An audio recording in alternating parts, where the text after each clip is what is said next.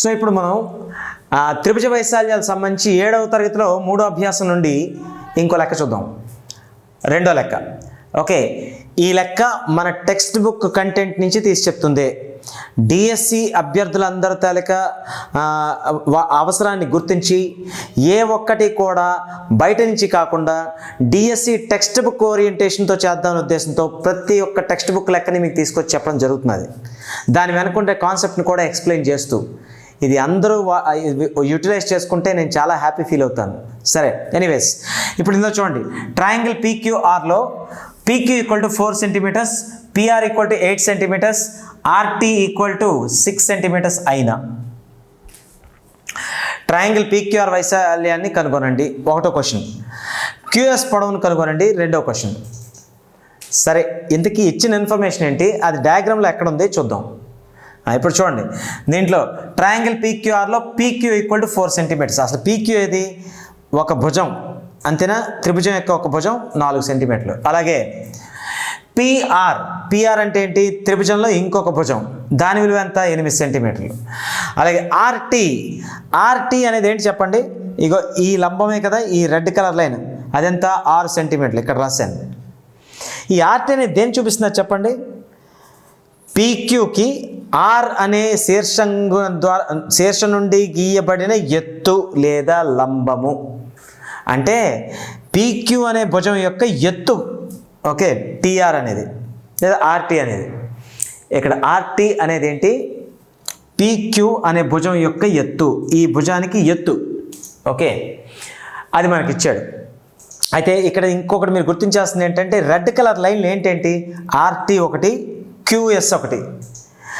RT ఏంటి, QS ఏంటి, RT అనేది పీక్యూ అనే భుజం యొక్క ఎత్తు, అలాగే క్యూఎస్ అనేది ఏంటి, పిఆర్ అనే భుజం యొక్క ఎత్తు. ఓకే, క్యూఎస్ అనేది ఏంటి, పిఆర్ అనే భుజం యొక్క ఎత్తు. ఓకే, అది మనం తెలుసుకోవాల్సిన విషయాలు. అయితే ఇందులో ఈ ఇన్ఫర్మేషన్ అంతా ఇచ్చి మనకు అడిగింది ఏంటి, మొట్టమొదటి అడిగింది పీక్యూఆర్ అనే త్రిభుజం యొక్క వైశాల్యం అడిగేశాడు. పీక్యూఆర్ అనే త్రిభుజ వైశాల్యం ఏంటి అంటే, మీకు ఇంతవరకు త్రిభుజ వైశాల్యానికి సంబంధించి మీ ఫార్ములా ఏంటి, హాఫ్ ఇంటూ భూమి ఇంటూ ఎత్తు. అంటే భూమి ఎత్తు ఇస్తే వైశాల్యం కట్టొచ్చు, ఇచ్చాడా లేదా చూద్దాం. ఇప్పుడు చూడండి, ఇప్పుడు ఒకవేళ మీరు ఇందులో పీక్యూని భూమిగా భావించారనుకోండి, పీక్యూ యొక్క ఎత్తు ఏంటి, టీఆర్ఏ కదా. ఇగో చూడండి, ఇక్కడ ఒకవేళ అంత క్లమ్జీగా ఉంటే ఇక్కడ రాస్తున్నాను. ఇగో ఇది పీక్యూఆర్. ఓకే, ఇప్పుడు పీక్యూని నేను భూమిగా భావించాను అనుకోండి, దీనికి ఎత్తు ఏమవుతుంది, ఇదేగా, ఇదేంటి టీఆర్ఏగా, ఇది ఆర్ అనుకుంటే ఇది టీ. ఇప్పుడు టీఆర్ఏ కదా ఇక్కడ ఎత్తు అనేది, పీక్యూ అనే భూమికి ఎత్తు ఏంటైంది, టీఆర్ అయింది. అంటే పీక్యూ అంటే ఇక్కడ మనకి రాసుకోవాల్సిన మొట్టమొదటి ఏంటంటే, ఇక్కడ పీక్యూ ఈక్వల్ టు ఏంటి, భూమి అని రాసుకుందాం. అంటే పీక్యూని భూమిగా భావించాం, అప్పుడు దాని యొక్క ఆ పీక్యూ యొక్క ఎత్తు ఏంటైంది, టీఆర్. ఇది టీఆర్ ఎత్తు అయింది. ఇది మనకి ముందు అవగాహన కలిగించుకోవాల్సిన విషయం ఈ లెక్క చేయడానికి. ఓకే, ఇప్పుడు మనం ఏం చేయాలి, భూమి ఎత్తు వచ్చినప్పుడు ఆ పీక్యూ అంటే ఈ భూమి విలువ మనకి ఎంత ఇచ్చాడు, పీక్యూ విలువ చూడండి, పీక్యూ విలువ ఎంత ఇచ్చాడు, 4 సెంటీమీటర్లుగా. సో కాబట్టి పీక్యూ యొక్క విలువ 4 సెంటీమీటర్స్. అలాగే ఎత్తు టీఆర్ యొక్క విలువ ఎంత ఇచ్చాడు, టీఆర్ ఈక్వల్ 6 సెంటీమీటర్లు, కాబట్టి 6 సెంటీమీటర్లు. అంటే భూమి ఎత్తు ఈ త్రిభుజానికి సంబంధించి ఇచ్చేసినట్టే. ఓకే, ఈ భుజం ఇచ్చినప్పుడు ఈ ఎత్తు ఇచ్చినట్టే లెక్క అయిపోయిందా. సో కాబట్టి ఇప్పుడు దీని వైశాల్యం కావాలి. వైశాల్యం ఏంటి, వైశాల్యం equal to half into, okay, భూమి ఇంటూ అంటే హాఫ్ బిహెచ్, భూమి ఇంటూ ఎత్తు అంటే హాఫ్ ఇంటూ, ఇక్కడ భూమి ఎవరు, పీక్యూ, ఇంటూ ఎత్తు ఎవరు, టీఆర్. అంటే ఇప్పుడు ఏమైంది, హాఫ్ ఇంటూ పీక్యూ విలువ ఎంత, 4, అలాగే టీఆర్ విలువ ఎంత, 6. ఓకే, ఇప్పుడు 2తో 3 సార్లు కొట్టేయచ్చు, 4 3 ఎంత అయింది, 12. అంటే 12 చదరపు సెంటీమీటర్లే కదా దీని వైశాల్యం, 12 చదరపు సెంటీమీటర్లు. ఓకే, సో కాబట్టి త్రిభుజ వైశాల్యం మనకు వచ్చేసినట్టేనా కాదా, వచ్చేసినట్టే. సో కాబట్టి ఈ లెక్క ఓవర్. ఫస్ట్ లెక్క అయిపోయింది. సెకండ్ లెక్క క్యూఎస్ కనుక్కోమన్నాడు, చూద్దాం. అయితే ఇక్కడ మీరు గుర్తుపెట్టుకోండి, ఇది ఇంత నీట్గా రాసి చెప్పడానికి గల కారణం నాన్ మ్యాథ్స్ అభ్యర్థులని ఉద్దేశించి. అంటే అర్థం కాని వాళ్ళకి ప్రతి ఒక్కటి ఖచ్చితంగా చెప్తే అర్థమవుతుందని ఉద్దేశంతో ఇలా చెప్తున్నాను. అంతే తప్ప మీరు నార్మల్గా అయితే ఫాస్ట్ రాసేయచ్చు. ఇక్కడ మీరు గుర్తించగలరు క్లియర్గా. పీక్యూ భూమి అయితే ఎత్తు టీఆర్ అయిపోయింది కాబట్టి హాఫ్ ఇంటూ భూమి ఇంటూ ఎత్తు, హాఫ్ ఇంటూ 4 ఇంటూ 6 అంటే 6 4 24 సగం ఎంత 12 అయిపోయింది. సో కాబట్టి ఆ విధంగా మీరు చెప్పేయచ్చు. అయితే నేను నీట్గా ఎక్స్ప్లెయిన్ చేద్దాం, ఇదంతా చెప్తున్నాను. దాని తర్వాత నెక్స్ట్ ఏంటి, క్యూఎస్ యొక్క పొడవును కనుగొనము. చూద్దాం ఏంటి ఆ పొడవు అనేది. ఇప్పుడు చూడండి, క్యూఎస్ యొక్క పొడవును కనుగొనాలంటే మనకి ఇక్కడ మళ్ళీ భూమి ఎత్తుల తల కాన్సెప్ట్ మీద మరొక క్లారిటీ. మీకు మళ్ళీ ఒక కాన్సెప్ట్ని నేను మళ్ళీ మీకు తిరిగి ఒకసారి అడుగుతాను. ఏంటి ఆ కాన్సెప్ట్ అంటే, ఇక్కడ మనకి త్రిభుజంలో పలానా భుజాన్ని భూమి అనాలని, పలానా ఎత్తుని ఎత్తు అనాలని రూల్ ఏం లేదు. ఎన్ని ఎత్తులు ఉంటాయి మన త్రిభుజానికి? 3 ఎత్తులు. ఎందుకు? ప్రతి భుజానికి ఒక ఎత్తు ఉంటుంది. ప్రతి భుజానికి దాని ఎదుటి శీర్షం నుంచి గీసిన లంబాన్ని ఎత్తు అంటాం. అంటే అటువంటివి ఎన్ని గీయొచ్చు? 3 గీయొచ్చు. కాబట్టి ఏ భుజం తీసుకుంటే ఆ ఎత్తుని, దానికి సంబంధించిన ఎత్తుని తీసుకుని మన వైశాల్యం కట్టవచ్చు. ఆ కాన్సెప్ట్ని వాడితే మనం ఇక్కడ క్యూఎస్ యొక్క పొడవుని కనుగొనవచ్చు. ఏం చేయాలో చూద్దాం. ఇప్పుడు ఒకసారి చూడండి. ఇప్పుడు మళ్ళీ ఒకసారి చెప్పేస్తున్నాను. ఇక్కడ చూడండి, చిన్న బొమ్మ వేస్తున్నాను. ఇది ట్రయాంగిల్. ఈ త్రిభుజంలో దీన్ని భూమి అనుకుంటే ఎత్తు ఏంటవుతుంది? ఇది అవుతుంది. అంటే ఈ భూమి యొక్క ఎత్తు ఇది అవుతుంది. అలాగే ఒకవేళ ఈ త్రిభుజంలో ఇది భూమి అనుకున్న వాళ్ళకి ఎత్తు ఏదవుతుంది? ఇది ఎత్తు అవుతుంది. అంటే దాని అర్థం ఏంటి? భూమి ఏదనుకున్నావు దాని ఎత్తే మనం తీసుకోవాలి. అర్థమైందా? సో కాబట్టి మనం ఇక్కడ త్రిభుజ వైశాల్యాన్ని కట్టేటప్పుడు గుర్తుపెట్టుకోవాల్సిన అంశాల్లో ఇవి ముఖ్యమైన అంశాలు. సో కాబట్టి ఇప్పుడు చూడండి, ఇప్పుడు ట్రయాంగిల్ పీక్యూఆర్ వైశాల్యం నేను కడుతున్నాను. ట్రయాంగిల్ పీక్యూఆర్ వైశాల్యం. ఓకే, పీక్యూఆర్ అంటే ఇక మొత్తం పీక్యూఆర్ యొక్క వైశాల్యం. ఇప్పుడు నేను ముందే చెప్పాను, ఇది భూమి అయితే ఏంటి అవ్వాలి? ఎత్తు ఇది అవ్వాలి కదా. భూమి ఇప్పుడు ఏమనుకున్నాను? పీక్యూ. అప్పుడు ఎత్తు ఏమవ్వాలి? ఆర్టీ లేదా టీఆర్. అంటే హాఫ్ ఇంటూ భూమి ఇంటూ ఎత్తు కదా, హాఫ్ ఇంటూ పీక్యూ. పీక్యూ అంటే భూమి, ఇది భూమి, ఇది ఎత్తు. Half into PQ into TR లేదా ఆర్టీ. ఇది మనం పీక్యూని భూమిగా భావించినప్పుడు. ఇంకొక సందర్భంలో ఇదే ట్రయాంగిల్ పీక్యూఆర్ యొక్క వైశాల్యం, ఇదే ట్రయాంగిల్ పీక్యూఆర్ యొక్క వైశాల్యం ఇంకో సందర్భంలో ఏంటి, నేను ఇప్పుడు దీన్ని పీఆర్ని భూమి అనుకున్నాను. అంటే దీన్ని భూమి అనుకున్నాను. ఎత్తు ఏదవుతుంది? ఇది అవుతుందా లేదా? అంటే ఇప్పుడు పీఆర్ అనేది భూమి అయితే హాఫ్ ఇంటూ భూమి పీఆర్. పిఆర్ యొక్క ఎత్తు ఏది? క్యూఎస్ఏగా. ఓకే, పిఆర్ యొక్క ఎత్తు ఏంటైంది? క్యూఎస్.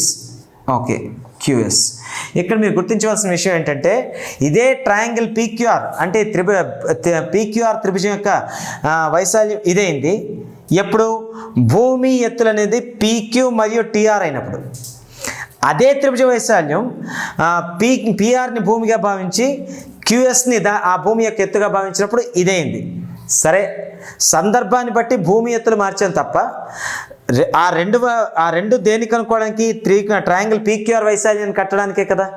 అంటే ఇలాగైనా ట్రయాంగిల్ పీక్యూఆర్ వైశాల్యం కట్టడమే, ఇలాగైనా ట్రయాంగిల్ పీక్యూఆర్ వైశాల్యం కట్టడమే. అంటే దాని అర్థం ఏంటి? భూమి ఎత్తులు మారే కదా అని చెప్పి వైశాల్యం మారిపోతుందా? మారదు. ఎందుకు? 2 సందర్భాల్లో మనం కట్టిన వైశాల్యం దేంది? ఈ ట్రయాంగిల్దే, అంటే ఈ త్రిభుజానికి సంబంధించిందే. అంటే ఈ 2 సందర్భాల్లో ఏర్పడిన ఈ 2 వైశాల్యాలు ఒకే త్రిభుజానివి కాబట్టి, అంటే ఈ ట్రయాంగిల్ పీక్యూఆర్వి కాబట్టి ఈ 2 సమానమే కదా, సమానం. సో కాబట్టి ఏంటవుతుంది? ఇగో అంటే ఇది ఈక్వల్ టు ఇది రాయండి, half into okay PR into QS equal to half into PQ into RT. Okay, ఇప్పుడు 2 వైపులా హాఫ్ కొట్టేయచ్చు కదా, కొట్టేయచ్చు. ఇప్పుడు మరొక విషయం, ఇందులో మనం కనుక్కోవలసింది ఏంటి? క్యూఎస్ఏ కదా. మనం కనుక్కోవాల్సిన పొడవు ఏంటి? క్యూఎస్. అంటే క్యూఎస్ని కరెక్ట్గా చేయండి. క్యూఎస్ని కరెక్ట్గా చేస్తే ఏమవుతుంది? QS equal to PQ into RT, PQ into RT by ఈ పిఆర్ అనేది ఇటు గుణిస్తుంది కాబట్టి అటుపోతే భాగిస్తుంది పిఆర్. ఇప్పుడు చూడండి, వీటన్నిటి విలువలు ప్రతిక్షేపించేస్తే మనకి ఇక్కడ వచ్చేస్తుందా లేదా? ఇప్పుడు మనం ఏమి ఇచ్చాడు వాడు? పీక్యూ అంటే ఎంత? 4 సెంటీమీటర్లు. ఇక పీక్యూ 4 సెంటీమీటర్లు ప్రతిక్షేపం చేయండి ఇంటూ ఆర్టీ అనేది ఏంటి? 6 సెంటీమీటర్లు. అంతేనా? ఆర్టీ అనేది 6 సెంటీమీటర్లు బై పిఆర్ అనేది ఎంత? 8 సెంటీమీటర్లు. ఓకే, పిఆర్ అనేది ఎంత 8 సెంటీమీటర్లు వేసేయండి. ఎంత అవుతుంది 4 రెళ్ళు 2 3 అంటే క్యూఎస్ యొక్క విలువ ఎంత వచ్చింది 3. ఓకే, 3 సెంటీమీటర్స్ వచ్చింది. అయితే ఇందులో ఈ క్యాన్సిలేషన్లో ఈ స్టెప్లు అని మీరు రాసుకోగలరు. ఈ స్టెప్లు రాయాల్సిన అవసరం లేదు. నిజానికి ఏంటి half into 4 × 6 = ½ into 8 into PS QS అని రాసి డైరెక్ట్ మీరు చేసేయచ్చు. అర్థవంతంగా చెప్పడానికి ఇదంతా చెప్పాను. సరే, ఇంకొక విషయం ఇక్కడ మీకు తెలియాల్సిన ఇంకొక పెద్ద మ్యాటర్ ఏంటి అంటే, ఇక్కడ ఈ స్టెప్లు ఈ క్యాన్సిలేషన్లు ఇవన్నీ ప్రతి ఒక్కరు చేసుకోగలరు. కానీ ఇక్కడ మీరు గుర్తించవలసింది, ఇక్కడ మీరు ఎగ్జామ్లో సడన్గా క్యూఎస్ కట్టమనేసరికి క్యూఎస్ ఎలా కట్టాలని ఆలోచనలోకి వెళ్ళిపోతారే తప్ప అసలు ఇక్కడ ఇది వాడాలని ఐడియా మీకు రావాలి కదా. అంటే ఇలా క్యూఎస్ అడిగేటప్పుడు ఓకే, త్రిభుజ వైశాల్యం ½ అనే ఫార్ములాని వాడుకోవాలి. ఇక్కడ వైశాల్యం కట్టండి అంటే ½ వాడతారు, కానీ ఇక్కడ ½ వాడితేనే వస్తుందన్న సంగతి మీకు తెలుస్తుందా? తెలియాలి అంటే ఈ కాన్సెప్ట్ మీద పూర్తి అవగాహన ఉండాలి. అప్పుడు ఓహో, ఇలా క్యూఎస్ అడిగేటప్పుడు మనం ½ వాడాలి. ఎలా ½ వాడాలి? దీని భూమి అనుకున్నప్పుడు ఎత్తు ఇది అవుతుంది, ½ ఇక్కడ వాడాం. దీని భూమి అనుకున్నప్పుడు ఎత్తు ఇది అయింది, ½ వాడాం. 2 సందర్భాల్లో కట్టేది ఒకే త్రిభుజ వైశాల్యం కాబట్టి 2 సమానమే. అందులో తెలియని విలువను కడుక్కున్నాం అనే విషయం మనకి స్ట్రైక్ అవ్వాలి. ఈ లెక్కలో రాత చేసేదంతా అందరూ చేసుకోగలరు. ఆ వెనకుందే ఏం కీ పాయింట్ అనేది గుర్తుండాలి. ఆ కీ పాయింట్ ఇదే. సో ఈ విధంగా మీరు చేసినట్లయితే మీరు కాన్సెప్ట్ ఓరియంటెడ్గా మీరు నేర్చుకోగలరు. ఒకసారి నేర్చుకుంది ఇంకెప్పుడు మర్చిపోరు. అలాగే ఇప్పుడు డిఎస్సి అనే కాకుండా ఇతర పోటీ పరీక్షలు మీరు ఏ ఎస్ఐ కానిస్టేబుల్ రాసినా లేదా ఏ ఎస్ఎస్సి నోటిఫికేషన్ రాసినా అన్నిటికీ పనికొస్తాయి. అన్నిటికీ పనికొచ్చే కంటెంటే. అయితే మనం టెక్స్ట్ బుక్లో మాత్రం చెప్తున్నాం డిఎస్సి అభ్యర్థులను ఉద్దేశించి. నిజానికి క్షేత్రగణితం అనేది చాలా పెద్ద టాపిక్. అసలు అన్లిమిటెడ్ లెక్కలు వస్తాయి. కానీ ఎస్జిటి వరకు వచ్చేటప్పటికి మనకి టెక్స్ట్ బుక్ కంటెంటే ఇంపార్టెంట్ అనే ఉద్దేశంతో టెక్స్ట్ బుక్లో ఏ ఆర్డర్లో ఇచ్చాడో ఏ లైనింగ్లో ఇచ్చాడో అలాగే మీకు ఎక్స్ప్లెయిన్ చేస్తున్నాను. అది మీకు ఉపయోగపడుతుందని, మీరు టెక్స్ట్ బుక్లో వెరిఫై చేసుకున్నప్పుడు మీరు చదువుకోవడానికి సులువుగా ఉంటుందని ఈ విధంగా మీకు చెప్పడం జరుగుతున్నది.